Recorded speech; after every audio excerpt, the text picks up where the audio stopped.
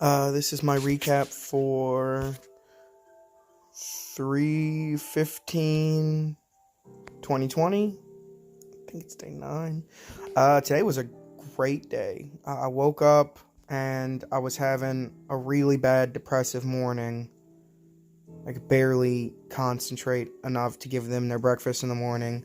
And Tasha came home and she saw that I was having troubles. And she didn't say nothing. She didn't get on to me. She didn't try and make me feel bad.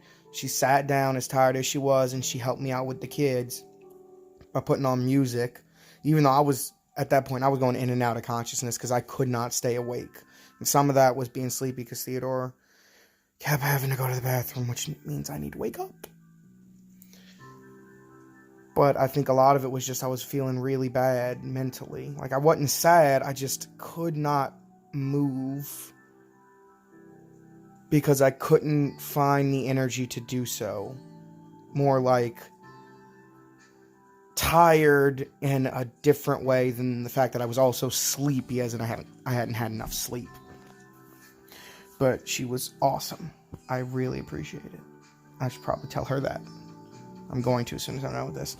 I did get a whole bunch of stuff done, which I'm very happy about, in terms of relationship stuff.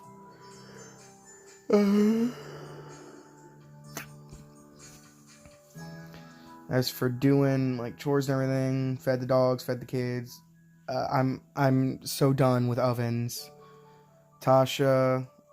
Theodore opened up the oven when we were getting ready for bed for no reason whatsoever. He just felt like opening it, and it wouldn't close again all the way. There was a finger gap in it, and I couldn't figure out how to get it to close. And Tasha's solution was, well, let's just slide the clean lock on it. And that worked, and I didn't think of it because she unlocked it and locked it back. It was no problem. And I went to the bathroom after I put the kids to bed, came out, went to make me something to eat. Couldn't open the oven. So I turned the oven off, tried to open it again. Didn't work. Tried to set the timers. Didn't work. Still couldn't open the oven. The thing just wasn't opening. And then it started vibrating. No heat. None of the stovetop was on. Nothing was happening.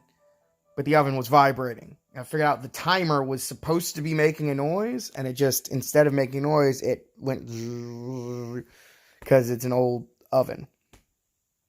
Oh, but it was terrifying. I'm scarred about ovens at this point.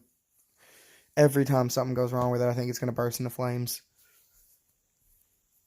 I really, really wish that the home ec class that I took was less about baking and more about, hey, here's some stuff you're going to have to deal with as a person who is an adult.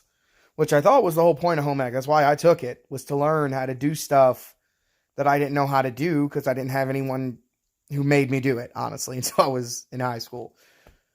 Like, I knew objectively how to do things like wash the dishes and keep a room clean, but there's a difference between knowing how to do something in the sense that you could get it done and knowing how to do something in the sense that you can get it done well, efficiently, and without wanting to rip your hair out. I really think that's something they need to be taught. That needs to be taught in high schools now, along with a course on pure logic. Just having to come up with a logical argument, debate, basically. Too many people do not know how to think. Not in the sense that they're thinking things incorrectly, in the sense that they don't understand why they think the way they think, because they don't examine what they think in any way, shape, or form. At any point. And that seems bad. I probably don't go as far as I do, where I examine everything I think and constantly second guess myself in terms of what's my mental illness, what's the abuse that's happened to me, what's me being a bad person or a good person or what have you, what's my personality, what's who I am as a person, what is the difference between all those things, what's my brain biologically. It's very, very frustrating. So I wouldn't recommend doing that, but some introspection and logical thought process checking would be great in high school. I don't know what happened, but my phone just got a whole lot less bright. Let me see. There we go. Apparently, the screen timing out into power saving mode on my TV is a huge difference in light output. I still gotta do my materials, but I can't really do my materials until I get my keyboard in. So I'm just gonna wait. What else? I think that's it. Very good day. Very good night so far. Hopefully I'll go to bed and actually be able to sleep instead of having horrible insomnia again. Tomorrow is Monday. I gotta go base fuel. There's a lab that's hiring nearby. It's right down the road. It's less than minimum wage, which seems illegal because minimum wage in Maine is $12.50, and it's only $12 an hour. But it's lab work, which I like, and it might get me a connection with a more reputable lab, hopefully, or at least something in that field. If I can't be a teacher, I might try going back into the sciences. That was my original goal. I miss teaching. I really do love teaching, but at a certain point, you got to say, well, it doesn't matter that my students' scores are better and they enjoy my class if every time I teach some kind of problem comes up. I'm probably not supposed to be teaching, which makes me incredibly sad because I really, really like being a teacher. And I'm good at it, objectively, both in the sense that my students have high engagement and in the sense that my students are able to perform very well on their exams. Both the ones I create and the ones created by the state, my students do above average every single year. From my very first year of teaching, my students have always performed above average, even compared to their own scores in terms of what they are suspected to improve per year. A couple schools I've been to have kept records like that. This is where they should be based on their scores from last year, essentially. I always make them better. And I don't know if it's because of some way I'm teaching, or I just happen to get lucky, or if I have some intuitive understanding of the student mindset that works out well. I'm not really sure. I didn't have one for other students when I was in high school. And during the class, it's hard to tell that I'm making a difference. But when they talk to the administration and when they talk to other teachers, they say I'm good. And then their test scores come back good. So it means that I'm a good teacher, objectively, as far as I can tell. My wife thinks that I'm having some kind of self-sabotage thing. And that's why I haven't been able to get a position, even though I've done interviews over the phone with people in Louisiana. It's just because some part of me is scared that I'm going to go and give my best. Very few things in my life have ever given my best on. And just because I'm lazy, honestly. Or I'm not going to give my best in a situation I don't want to be in. But I truly, deeply loved my job. I loved the students I got to teach. I loved D&D Club. I loved my boss in terms of he seemed like a cool guy to hang out with. He was insanely nice. He was a great boss in terms of understanding what I had to go through and calling me on it when I was being lazy. And he made me a better teacher. And I like that. And he didn't make me feel bad when I made mistakes. He just tried to help me be better. There's another teacher at that school that's like that, who I suspect may be a Highlander. Because he does magic. Boy wakes up at 4 a.m., goes to bed at 11, knows like 15 martial arts, speaks a bunch of languages. He is magic. So cool. I really like him. I like him as an ideal, though. Like, he's the kind of person I wish I could be, but I truly think that I could wind up, if I work really hard and I keep trying my best, being like my boss was when I'm his age. And I think that would be something worth aspiring to. My wife doesn't understand it. She doesn't understand why I like him and I want to be like him, even if he was not super in my corner.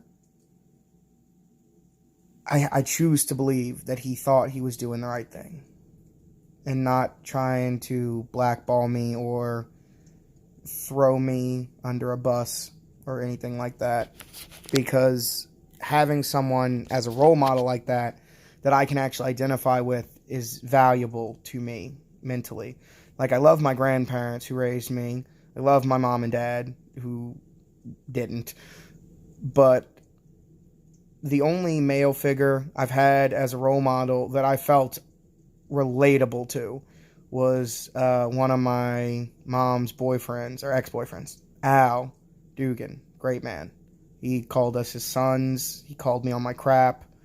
He made sure that when I was being lazy and not doing my best, that I stopped that.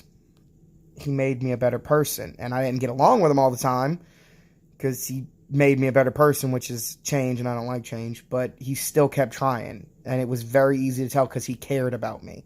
He wasn't just trying to get with my mom, because even after they stopped hanging out completely, he still wanted to be a part of my life and my brother's life. It really upsets me. At his funeral, he died a while back. His family did a slideshow with pictures of his life, and it focused mainly on the last part of his life, like the last 20 years, where we had been a huge part of it. He called us his sons on a regular basis. I went and stayed with them as an adult. I went and hung over it with him. We worked together when he was doing his karaoke thing. We had many, many interactions. He interacted many times with my brother. He interacted many times with my mom. And there was one picture in that entire 14-minute, something like 1,000 picture slideshow that had me and my brother in it, and none with my mom in it. And I talked to my brother about it and my mom about it, because it really upset me. And apparently that was on purpose, because they don't like my mom. And that seems like I can understand not liking my mom based on what their viewpoint of Al was. But that's not a reason to cut us out of his life at his funeral. I think that was unfair, and it gave me a lot of... I feel really bad about it still. But that was the only other figure I had that I related to in any way in terms of a male role model. Like, my pops is a role model. He's a good man. I like him. Love him. Took care of me. He adopted me. He made sure that I grew up to be as close to functional as I could be with what's wrong with me. But I didn't identify with him. He was always more like my brother, and we never had a lot in common. We still don't have a lot in common. But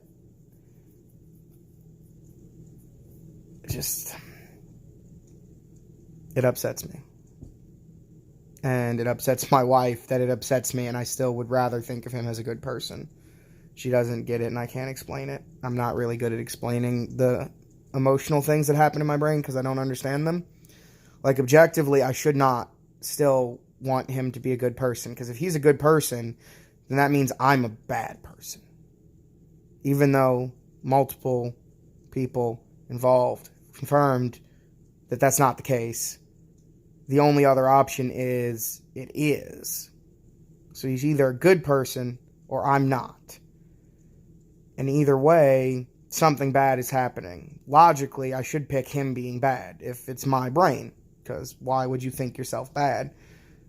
But I think that's what Tasha's talking about. Like, I feel so bad for disappointing this person, or not living up to their expectations, or just whatever way you want to describe it, that I'm sabotaging because I've lost my confidence in my abilities as a teacher or as a worker in general, or I'm scared to get back in the classroom because what if I get in trouble again and it ruins my family's life again? We moved 1,800 miles for me to take this job and to live here, because we loved everything about this area, and we loved the people, and I loved my job, and then I just didn't have it anymore. And we were stuck. And now my wife is working, like, the lowest she works is 40 hours a week. She usually works like 80 hours a week. It's ridiculous. They have gotten in trouble because of how often she's worked with OSHA, because they were not keeping track of it, even though she was telling them, hey, I've worked so many hours, I can't work this. And they said, well, work anyway. And OSHA found out, and they got in trouble. And now they're mad at her, even though she has she has proof that she told them. And she had updated at every point when they asked to work overtime, hey, no, I'm at this many hours now. Can you want me to still do that? That sort of thing. And that's who she is. She likes to do that kind of stuff. in the sense that she's happy to work if people want her to work, and she's getting paid and she enjoys her work. And she doesn't want to work 80 hours, obviously. She wants to be home with the kids way more often than she is. But I was a teacher. I made twice as much as she did.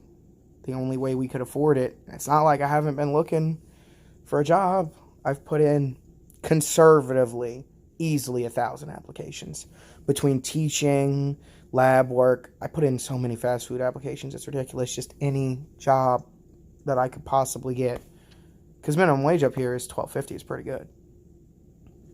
Anything that would let me help take the role I'm supposed to have. I'm supposed to be leading my family, and I'm not.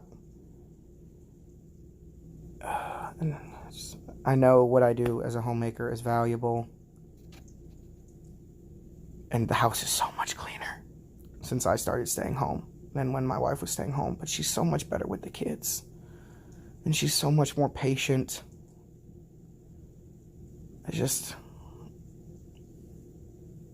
I wish I was either much better at what I'm doing at home, or I was working. If I'm working and I screw up, I might get in trouble, I might get fired, but there's always another job, I guess. But if I screw up at home, that could permanently screw up my kids.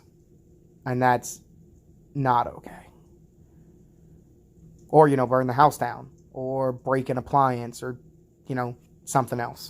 Something bad could happen that would be way more damaging than me having to find a new job or not getting hours or whatever negative event. Short of getting arrested, pretty much no conceivable likely scenario could happen at work that's as bad as the potential bad scenarios at home. It's just something I worry about. This has been like 18 minutes. It's been way too long, but I think that means my meds are working. I'm able to talk about this stuff without crying or being so agitated that I wind up picking my skin off. Apparently that's a form of self-mutilation due to my anxiety, which makes my childhood make a lot more sense. But I don't know what else I have to say. I'm just going to stop. Bye, everybody.